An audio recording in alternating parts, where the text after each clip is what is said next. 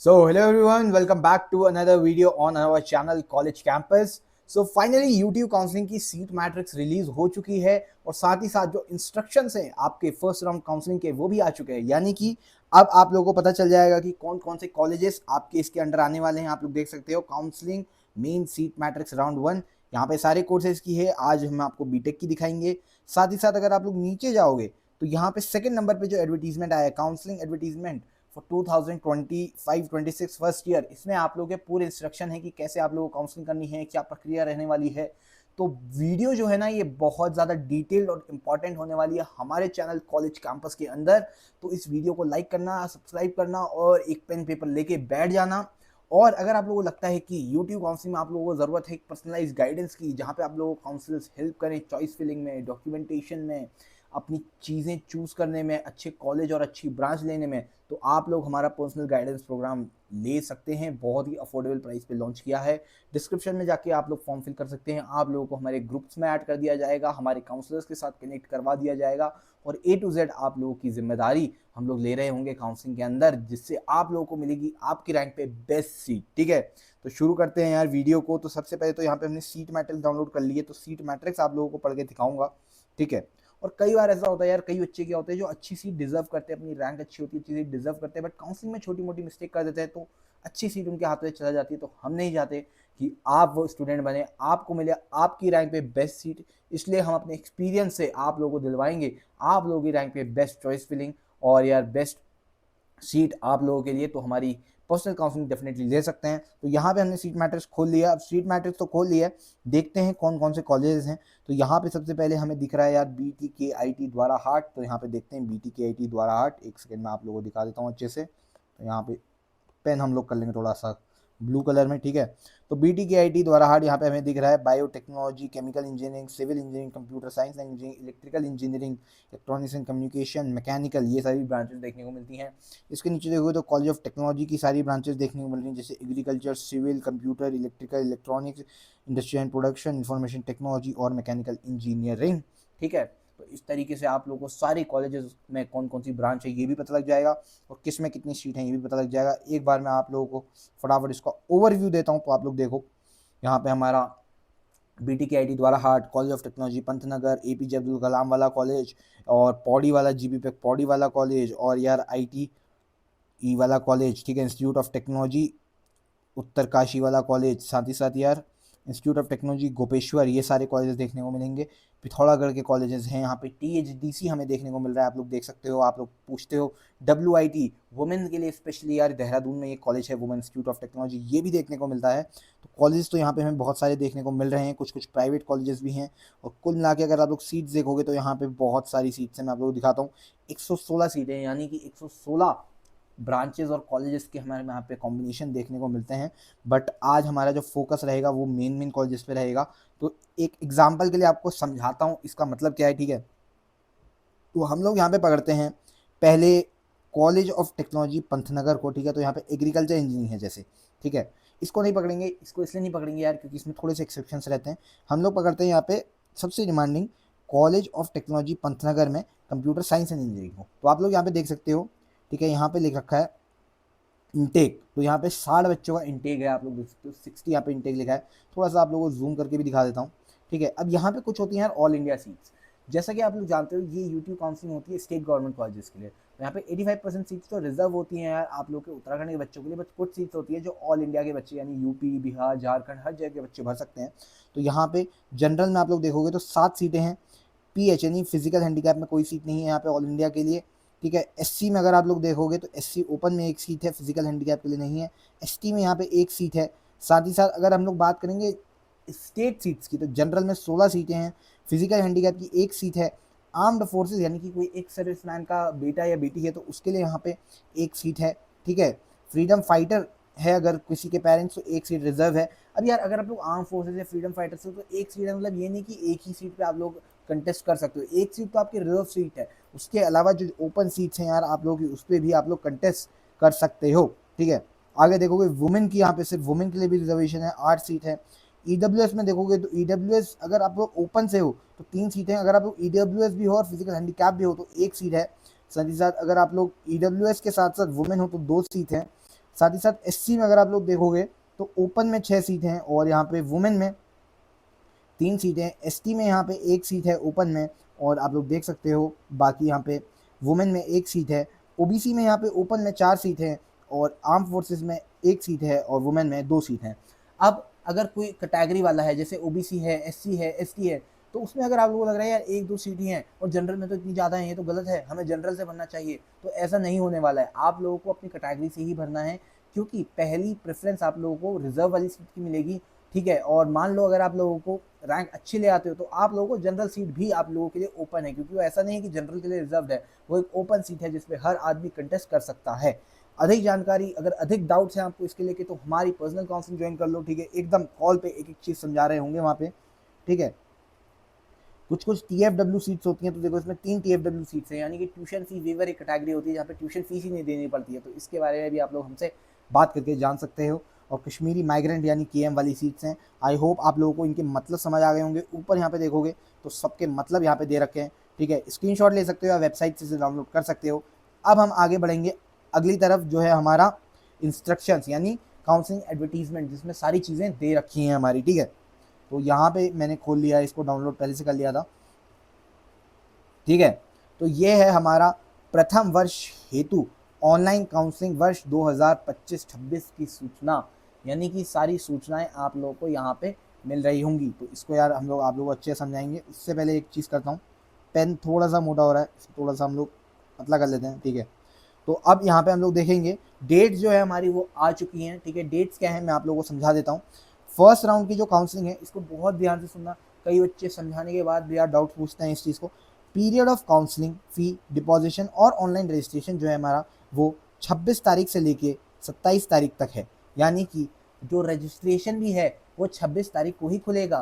कई बच्चे कहते हैं भैया रजिस्ट्रेशन क्या अभी से खुल गए, रजिस्टर अभी कर लेते हैं, चॉइस बाद में भरेंगे। नहीं, 26 तारीख से पहले कुछ नहीं करना है।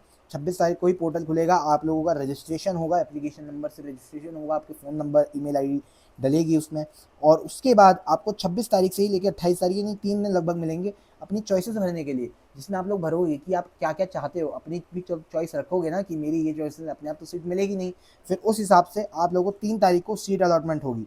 सबसे इंपॉर्टेंट प्रोसीजर जो है वो पीरियड ऑफ चॉइस फिलिंग है, कि आप लोग कैसे अपनी चॉइस भरते हो, कौन सी अपनी चॉइस भरते हो, क्योंकि वही आपकी फाइनल चॉइसेस होंगी और उसी पे आप लोगों का कॉलेज निर्भर करेगा। तो इस पर गलती नहीं करनी है, ठीक है। तो ये मैं आप लोगों को बहुत अच्छे से बता रहा हूँ, इस पर गलती बिल्कुल मत करना, ठीक है। आगे मान लो 3 तारीख को आपका रिजल्ट आ गया, मान लो आप लोगों को मिलती है पंतनगर में मैकेनिकल इंजीनियरिंग, 3 तारीख को आपको रिजल्ट आ गया, ठीक है। अब 3 तारीख से लेकर 4 तारीख आप लोगों को वेबसाइट में ऑप्शन दिया जाएगा, जिसमें आप लोगों से पूछा जाएगा क्या आप इसे फ्रीज करोगे, क्या आप इसे फ्लोट करोगे, क्या आप इसे विड्रॉल करोगे। फ्रीज, फ्लोट और विड्रॉल बहुत सिंपल मीनिंग होता है, आगे डिटेल में बताऊंगा, लेकिन अभी बता देता हूँ। फ्रीज मतलब हाँ भैया ये तो मेरी फाइनल सीट है, मैं इसे रखना चाहता हूँ या चाहती हूँ। फ्लोट मतलब ये सीट तो अच्छी है, मैं इसे रखूंगी या रखूंगा, लेकिन अगर आगे मुझे अच्छा मौका मिलता है इलेक्ट्रिकल या CS में जंप करने का या किसी अच्छी ब्रांच में जाने का, तो मैं वो लूंगा, तो उसमें आप लोगों को फ्लोट करना है। विड्रॉ यानी कि भाई साहब मुझे तो ये सीट पसंद नहीं है, मैंने गलती से डाल दी थी, मेरे को वापस कर दो, मेरे को भरनी नहीं है ये काउंसलिंग, मैं फिर से भरूंगा काउंसलिंग, यानी विड्रॉ, ठीक है। अगर आप कुछ भी नहीं करते हो ना, तो भी आप लोगों को विड्रॉ ही कंसिडर किया जाएगा। और अगर मान लो आप लोगों को कोई सीट मिली, आप लोगों ने कुछ नहीं किया और आप लोग मान के चल रहे हो कि आपको तो सीट मिल गई, तो ऐसा नहीं होगा, अगले राउंड में वो सीट खाली हो जाएगी और किसी और स्टूडेंट को मिल सकती है। Date of reporting in allotted institute, मान लेते हैं आप लोगों ने फ्रीज किया, आपने कहा भैया मेरे को तो लेना है एडमिशन, तो 4 तारीख से लेकर 8 तारीख यानी लगभग 5 दिन आप लोगों को मिलेंगे, जिसमें आप लोगों को रिपोर्ट करना होगा अपने इंस्टीट्यूट में, ठीक है। इंस्टीट्यूट में रिपोर्ट करना होगा, यानी कि आप लोगों को ऑफलाइन जाना पड़ेगा, फीस जमा करनी पड़ेगी और आप लोगों का फाइनल एडमिशन हो रहा होगा। इन 5 दिनों में ही आप लोगों को वो डॉक्यूमेंट्स भी बनाने हैं, जो डॉक्यूमेंट्स तैयार करने होते हैं। डॉक्यूमेंट्स पे अभी तक हम लोग वीडियो नहीं लेके आए हैं अपने कॉलेज कैंपस चैनल पे, बट बहुत जल्द लेके आएंगे। तो डॉक्यूमेंट्स वैसे आप लोगों को तभी बताए जाएंगे कौन कौन से लाने हैं, बट हमें एक्सपीरियंस है तो हमें पता है कौन कौन से डॉक्यूमेंट्स जनरली लगते हैं, तो उस पर हम लोग वीडियो आप लोग के लिए ले आएंगे, ठीक है। आगे बढ़ते हैं, ठीक है, आगे बढ़ते हैं। यहाँ पे आप लोगों की यार दिशा निर्देश दिए गए हैं कि जेई मेंस की रैंक आपकी देखी जाएगी, फिर आप लोगों के 12th के परसेंटेज भी देखे जा सकते हैं, लेकिन उसको इतना मैटर नहीं करता है। पहले आप लोगों की जेईई मेंस ही देखी जाएगी, फिर अगर आप लोगों का कहीं पे क्लैश होता है तो आपकी डेट ऑफ बर्थ देखी जाएगी कि कौन उम्र में बड़ा है, उसको सीट दी जाएगी। बाकी BA-LLB इन सब की हम लोग बात नहीं करेंगे, हमारा फोकस बीटेक में ही है। बीटेक में कई लोग एलिजिबिलिटी पूछते हैं, तो ये तो बहुत लंबा चौड़ा लिखा है, इसको मैं आप लोगों को छोटे में ही बता देता हूँ।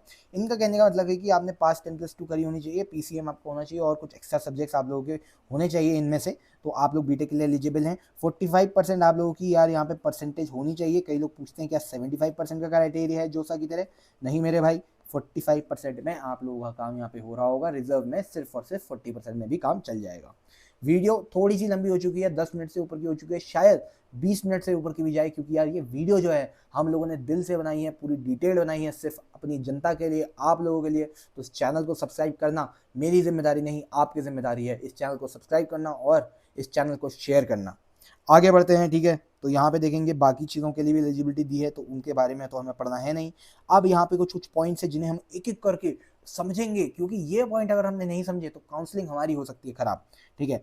ऑनलाइन काउंसलिंग में सम्मिलित होने के लिए अभ्यर्थी को काउंसलिंग शुल्क 2,000 रुपये रिफंडेबल देने होंगे, 2,000 रुपये नॉन रिफंडेबल देने होंगे। यानी कि काउंसलिंग में बैठना है, रजिस्टर करना है, तो 2,000 रुपये उसकी फीस है। ये कौन ले रहा है आपसे? यूट्यूब वाले ले रहे हैं, ठीक है, 2,000 रुपये फीस ले रहे हैं, ठीक है। तो 2,000 रुपये non refundable fees. Non refundable मतलब भैया मान लो आप लोगों को सीट मिलती है या नहीं मिलती है, इससे ये मतलब नहीं हो जाएगा कि 2,000 रुपये आपके वापस हो जाएंगे। 2,000 रुपये गए तो वो आप लोगों की काउंसलिंग करने में चला गया, ठीक है।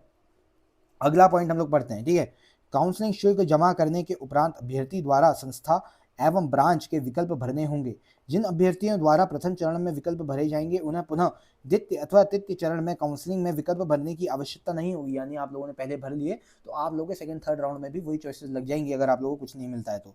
अतः अभ्यर्थी को अधिक तक विकल्प भरने की सलाह दी जाती है। यानी कि पहले राउंड में आप लोग मैक्सिमम भर लो यार, अपने जो जो आप लोगों को लगता है कि आप लोग ले सकते हो। इवन वो चॉइसेस भर देना जो आप लोगों को लगता है कि यार बुरी से बुरी कंडीशन में भी मैं लेने को तैयार हूँ, वो भी भर देना, क्योंकि अगर आप लोगों को मिलती है तो आप लोगों का ऑप्शन रहेगा उसे फ्लोट करने का, ठीक है। प्रथम काउंसलिंग में यदि अभ्यर्थी को उनके विकल्प के आधार पर कोई सीट आवंटित होती है तो उसके पास 3 विकल्प होंगे, फ्रीज, फ्लोट और विड्रॉ। इन तीनों विकल्पों के बारे में थोड़ा थोड़ा तो मैं आप लोगों को बता चुका था, लेकिन डिटेल बताना भी मेरी जिम्मेदारी है। फ्रीज की अगर बात करें, अभ्यर्थी द्वारा फ्रीज विकल्प चुनने पर अभ्यर्थी को 10,000 रुपये, 10,000 रुपये, जी हाँ 10,000 रुपये ऑनलाइन प्रवेश हेतु निर्धारित वेब पोर्टल पर जमा करने होंगे एवं निर्धारित तिथि के भीतर आवंटित संस्थान में समस्त मूल प्रमाण पत्र एवं अभिलेखों के साथ उपस्थित होकर अवशेष शुल्क जमा करते हुए प्रवेश लेना अनिवार्य होगा। यानी कि इनका कहने का मतलब है कि 10,000 रुपये आपको वेब पोर्टल में देने पड़ेंगे फ्रीज करने के बाद, और आप लोगों को अपने प्रमाण पत्र यानी डॉक्यूमेंट्स वगैरह ले जाके अपने अलॉटेड इंस्टीट्यूट में जाके रिपोर्टिंग करनी होगी। अब ये 10,000 रुपये का होता क्या है मैं आप लोगों को बता देता हूँ। ये 10,000 रुपये एक तरीके से सिक्योरिटी मनी है जो कि आप लोगों से लिए जाएंगे, लेकिन जब आप लोगों की फीस दी जाएगी ना, मान लो आप लोग कॉलेज की एक सेमेस्टर की फीस है 35,000 रुपये, तो उस टाइम आपसे कहेंगे आपने 10 तो पहले ही दे दिए, आप 25 दे दो, ठीक है। तो इस तरीके से ये रहता है, ठीक है। मैंने आप लोगों को समझाने की कोशिश करी है। साथ ही वो अभ्यर्थी काउंसलिंग प्रक्रिया से भी बाहर हो जाएगा। फ्रीज मतलब ये है कि हमारा हो गया भाई साहब, अब हमें आगे नहीं खेलना, ठीक है। फिर भी यदि पोर्टल पर फ्रीज ऑप्शन चुनने के पश्चात अभ्यर्थी आवंटित संस्थान में निर्धारित अवधि में प्रवेश के लिए उपस्थित नहीं होता तो उस स्थिति में वह प्रवेशित नहीं माना जाएगा, जो कि मैंने आप लोगों को बताया, ठीक है। अगर आप फ्री ऑप्शन चुनने के बाद भी अगर नहीं जा रहे हो, ठीक है, तो आप लोगों को ये नहीं माना जाएगा कि आप लोगों की सीट फाइनल है। आप लोगों को सीट फाइनल करने के लिए कॉलेज जाना पड़ेगा उस तिथियों में जो आपकी तिथियां हैं। एवं आगामी राउंड की काउंसलिंग में पुनः काउंसलिंग शुल्क नॉन रिफंडेबल 2,000 रुपये जमा कर काउंसलिंग में सम्मिलित हो सकता है। यानी कि अगर आप लोग ऐसा करते हो कि फ्रीज करते हो फिर जाते नहीं हो तो आप लोगों की सीट तो रहेगी नहीं, तो आप लोग चाहो तो अगले राउंड में बैठ सकते हो, लेकिन 2,000 रुपये फिर से लगेगा। ये इनका कहने का मतलब है। कई बच्चों को यार इनकी लैंग्वेज समझने में भी दिक्कत होती है, तो इसलिए हम लोग यार आप लोगों को एक एक पॉइंट बता के चलते हैं। ये आप लोगों को सिर्फ हमारे चैनल पे देखने को मिलेगा, और चैनल पे मुझे नहीं लगता कि आप लोगों को ऐसे एक एक पॉइंट कोई समझा रहा होगा, ठीक है। अगला फ्लोट। फ्लोट अभ्यर्थी द्वारा फ्लोट विकल्प चुनने पर अभ्यर्थी को 10,000 रुपये ऑनलाइन जमा करने होंगे एवं बेहतर भरे हुए विकल्पों में से आवंटित विकल्पों के ऊपर के विकल्प की सीटें आवंटित करने के लिए द्वितीय काउंसलिंग के सीट आवंटन की प्रतीक्षा करनी होगी। यानी कि 10,000 रुपये तो आप लोगों को देने होंगे, उसके बाद जो आप लोगों को सीट मिली है, मान लो मैकेनिकल मिली है, उसके ऊपर की आप लोगों की भर दी जाएंगी और आप लोगों को वेट करना पड़ेगा कि आप लोगों को कोई बढ़िया सीट मिलती है नहीं, ठीक है। यदि अभ्यर्थी को द्वितीय काउंसलिंग में बेहतर सीट आवंटित नहीं होती, मान लो आपको आवंटित हुई नहीं, आप लोगों को जो पहले मिली थी वही आपकी रहती है, तो उस स्थिति में अभ्यर्थी को पुनः पुरानी सीट ही आवंटित रहेगी, यानी आप लोगों की पुरानी सीट ही सिक्योर्ड रहेगी। ऐसा नहीं होगा कि पुरानी सीट चली जाएगी, क्योंकि आप लोगों ने 10,000 रुपये सिक्योरिटी मनी दे रखा है, 10,000 रुपये, ठीक है। उसे बेहतर सीट के लिए द्वितीय काउंसलिंग में सीट आवंटन की प्रतीक्षा करनी होगी, यानी कि ऐसे में क्या होगा, आप लोग थर्ड राउंड भी भर सकते हो, द्वितीय में नहीं मिली कोई नहीं, थर्ड भरो, पैसे आप लोगों से नहीं लिए जाते हैं ऐसे में, ठीक है।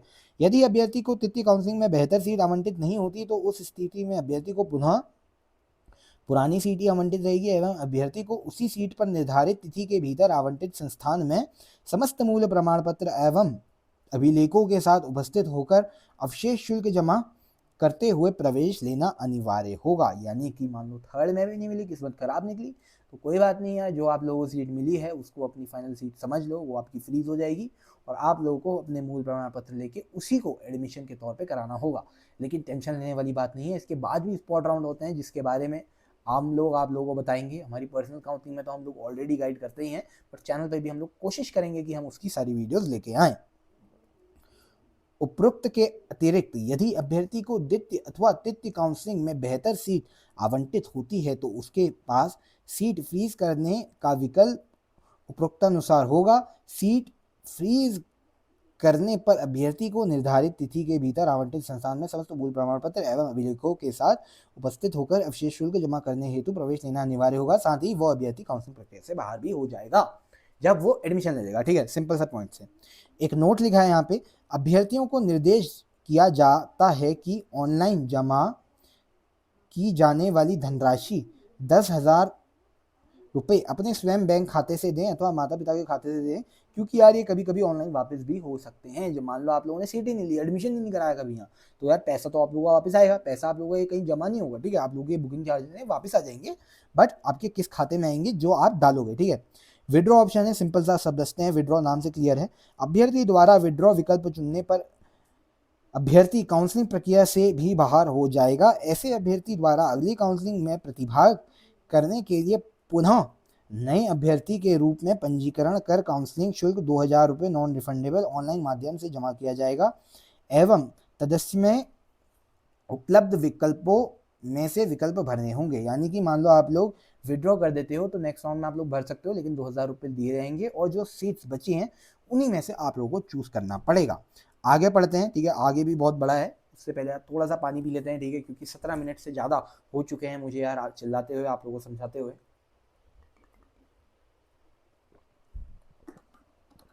ठीक हो गया। अब बढ़ते हैं आगे। और यार काउंसलिंग के बारे में मैंने आप लोगों को बताया था, पर्सनल काउंसलिंग हमारी डेफिनेटली ले सकते हो। अगर किसी को दिक्कत आ रही है तो यार डिस्क्रिप्शन में जाना, वहाँ पे आप लोगों को लिंक वगैरह मिल जाएगा, ज्वाइन करने का नंबर वगैरह मिल जाएगा, तो वहाँ पे आप लोग जाके ज्वाइन कर सकते हो, ठीक है। यहाँ पे पहला पॉइंट पढ़ते हैं, क्या दिया है। प्रथम अथवा द्वितीय काउंसलिंग में यदि अभ्यर्थी को उनके विकल्प के आधार पर कोई सीट आवंटित नहीं होती तो उस स्थिति में अभ्यर्थी को आगामी काउंसलिंग में प्रतिभाग करने हेतु कोई भी शुल्क नहीं देना होगा एवं अभ्यर्थी पुनः विकल्प भर सकता है।